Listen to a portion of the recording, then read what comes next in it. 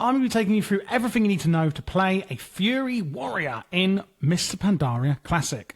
First up, what race do you want to go to? Well, if you are going with Horde, Orc is going to be the best because they have their Blood Fury DPS cooldown and also an axe specialization, and our biz weapons are going to be axes throughout Mr. Pandaria, meaning you need less expertise on your gear.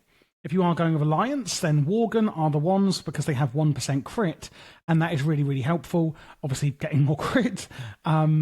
However, if you do want to go with Pandaren, you can. Pandaren are actually a really good all-round race for all classes. The reason is because they have the Epicurean racial, which actually doubles their well-fed. So at the start of Mr. Pandaria, for example, rather than getting 300 strength, you'll get 600 strength from your well-fed buff. Moving on to the talents, it has of course all changed in Mr. Pandaria. We now have one at level 15, 30, 45, etc. And you can change these out whenever you like with Tomes of the Clear Mind. So at level 15, I'd recommend going for Juggernaut or Double Time. This is your charge ability that you use when you go into battle. And what it does is, Double Time means you can use it twice in a row, but it has a 20-second recharge time, and charge can only grant rage once every 12 seconds. So usually it will grant you some rage, which is your main resource. However, we do get 2 charges of it, meaning you can get from A to B much quicker if you're dealing with multiple enemies, or if you're having a high movement fight. Whereas Juggernaut means that you can charge every 12 seconds instead of every 20 seconds. I personally think Double Time is better. On the second one, Enraged Regeneration is my favourite. I like to go for this or Second Wind. Enraged Regeneration is a defensive, instantly healing you for 10% of your health and an additional 10% over 5 seconds. Whereas Second Wind means that whenever you're below 35% health, you regenerate 3% health per second. So it really depends, on passive versus active abilities here. Disrupting Shout is, in my opinion, the best on line 45, interrupting all spellcasting within 10 yards for all enemies on a 40-second cooldown. It does, however, share a cooldown with your other interrupt, Pummel. The best DPS option at level 60 is Dragon Roar, which is an AoE kind of shout that basically knocks down your enemies and does a load of damage. Mass Spell Reflection is really useful at level 75, which is the last one before you actually get to level 90, which is the new level cap, of course. Reflects the next spell cast on you and all party and raid members. Safeguard's also an interesting one. It replaces Intervene, if you know it. You run at high speed towards a party or raid member, removing all movement impairing effects that are on you, and intercepting the next attack on your enemy and on your ally, and reducing how much damage they take. Vigilance is another good option, basically reducing how much damage an ally takes by 30% for 12 seconds. So on this line, it really is up to you and depends on the situation. At level 90, however, the option is clear with Bloodbath. This is the best DPS increase that we can get on a minute cooldown. For the next 12 seconds, your next melee attacks deal an additional 30% damage as a bleed over 6 seconds. And while bleeding, that target is going to move slower. This one is just the best option out of all 3, as it does the most DPS. Regarding the glyphs, we have a few interesting ones. They're not amazing. Glyph of Bull Rush, your charge generates additional rage. So when you're going into combat, some extra rage, woohoo. Glyph of Unending Rage, you have an extra 20 maximum rage. And then one of my favourite glyphs, Glyph of Colossus Smash. Your Colossus Smash also applies Sunder Armour to your target. So usually we're going to be using Colossus Smash to do damage and also impact physical vulnerability, weakening the target, increasing how much damage they take. But because of that glyph, it will also apply Sunder Armour, weakening their armour by 4%.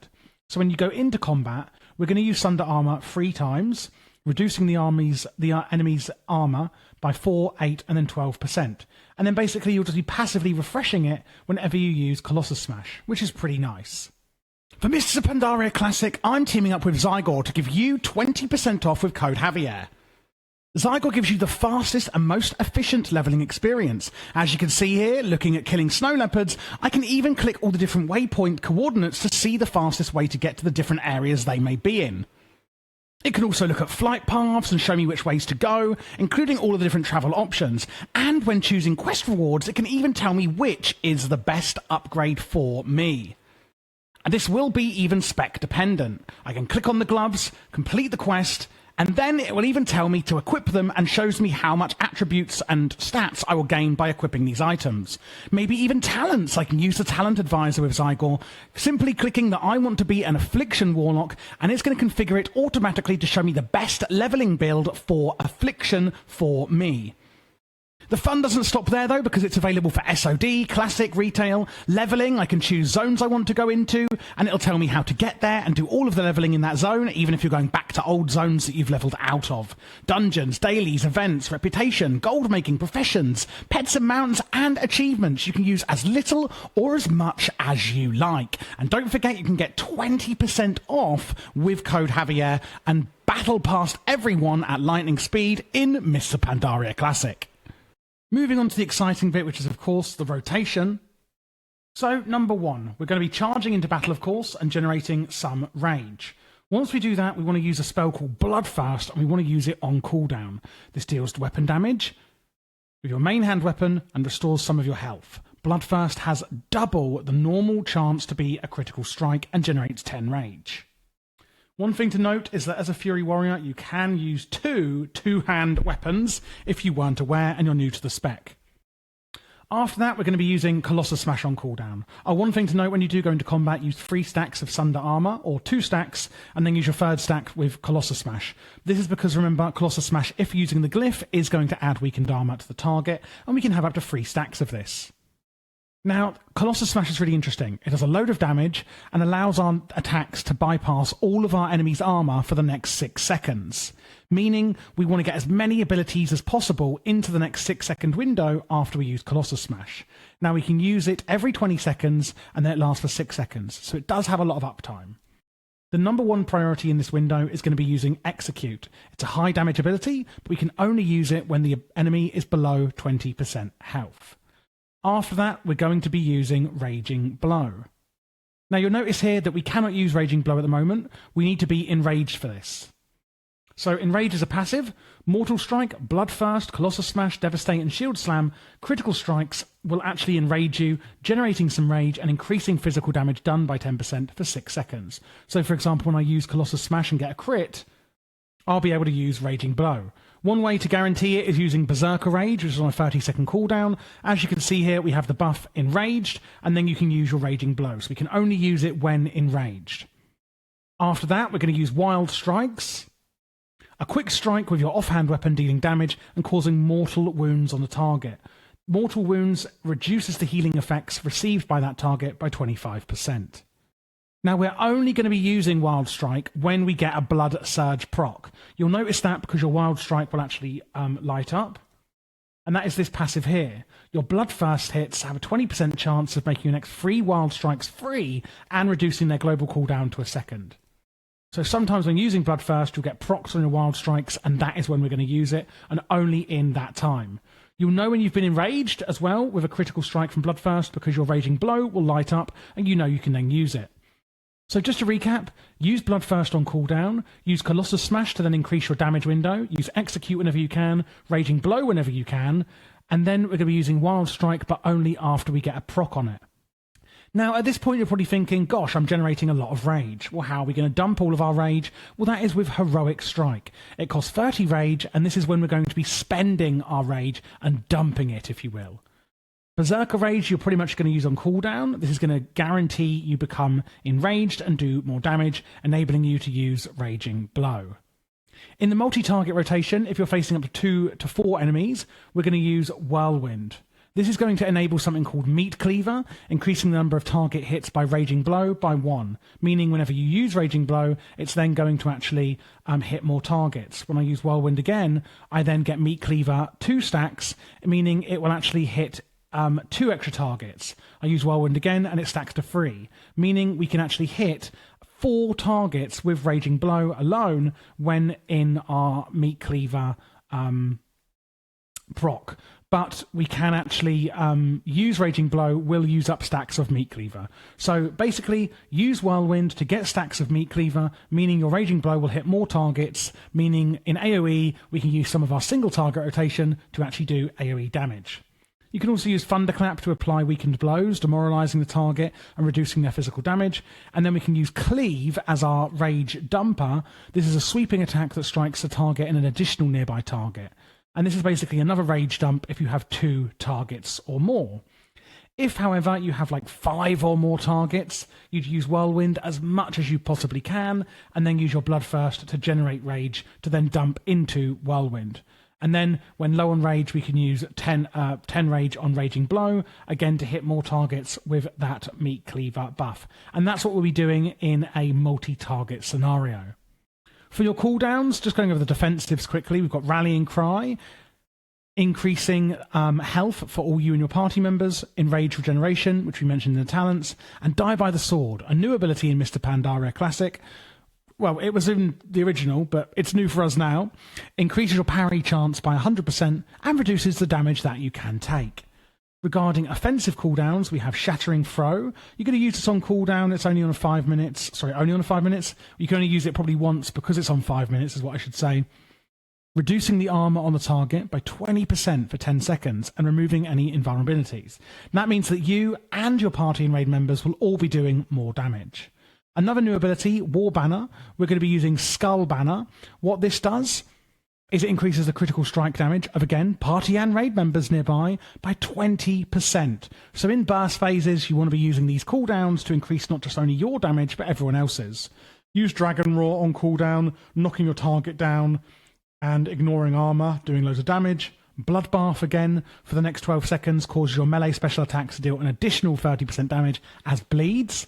And then we've got Recklessness, increasing your chance to critically hit by 30%, which of course will massively increase the chance that you will get enraged from your attacks. Battle stances we need to discuss. You're basically going to always be in battle stance, an aggressive combat stance, so basically you generate a high amount of rage from melee attacks, whereas Berserker stance, you generate some rage from doing attacks and also some when you receive damage. Most of the time, we're doing damage, not receiving it, because we're not a tank, and therefore battle stance is the one we'll be mostly in. You can sometimes go into defensive stance if you need, if higher damage is coming in. This will decrease damage taken by 25%, but significantly increase threat generation, so do be careful if using that. You should really only use it if you want to prevent damage. A few other passives I want to talk to you about. Crazed Berserker. You're a master of dual wield combat and equip one-hand and off-hand weapons in your offhand. Increases auto attack damage and offhand damage. We also have Flurry. Your melee attacks have a chance to increase your attack speed for your next 3 swings. It's happening passively. You can see, oh, it's gone now, but I had the buff on then. It's happening passively. You don't really need to worry about it. Our Mastery increases how much damage we do while we are enraged. That's our Mastery stat. We've been over Meat Cleaver. We've got Single-Minded Fury. When you dual-wield one-handed weapons, all damage is increased by 35%, and your off-hand weapon will deal an additional 35% damage. Whereas we also have Titan's Grip, allowing us to dual-wield a pair of 2-handed weapons. A few other little bits I haven't mentioned. Battle Shout you should be using at all times to increase the attack power of all your party and raid members. We also have Hamstring, which slows our enemies, and Heroic Leap, where we can jump to a target location, getting across the battlefield a lot quicker. Pummel is your main interrupt, which you can use every 15 seconds to interrupt your enemy spellcasting, which you should be doing as much as possible. You can use Shield Wall to reduce all damage taken, and Spell Reflection. Even though they technically use a shield, you can actually use these cooldowns to prevent damage and reflect spells. And there we go. That is the main rotation you'll be using for Fury Warrior in Mr. Pandaria Classic. If you need a recap, then just look over the rotation part again on the single target or AoE part if you're still unsure. Next up is stat priorities. So really, really important. You want to hit your hit and expertise cap. That means with hit chance that you won't miss any attacks, and expertise means that you can't be dodged or parried. So you need to hit 7.5% on both of them. Now, really annoyingly and interestingly, because we are a dual wielder, it does mean that when we hit the 7.5 hit cap, we're only going to prevent our special attacks from missing. Our normal white attacks are still going to miss because when dual wielding, you have a 26.5% chance to miss by default. However, it still remains a decent statistic then after hitting the cap. Expertise is only going to be 7.5. You don't need to get any higher than that. If you are a Draenei warrior, then you need less hit rating because of the heroic presence racial, meaning it's down from 2,550 to 2,210. With expertise, however, there's other racials that help. For dwarves, if you're using maces or a single mace, you have mace specialization, meaning again you need about 300 less expertise to hit the cap. Gnomes with one-handed swords, humans with maces or swords, and orcs with axes.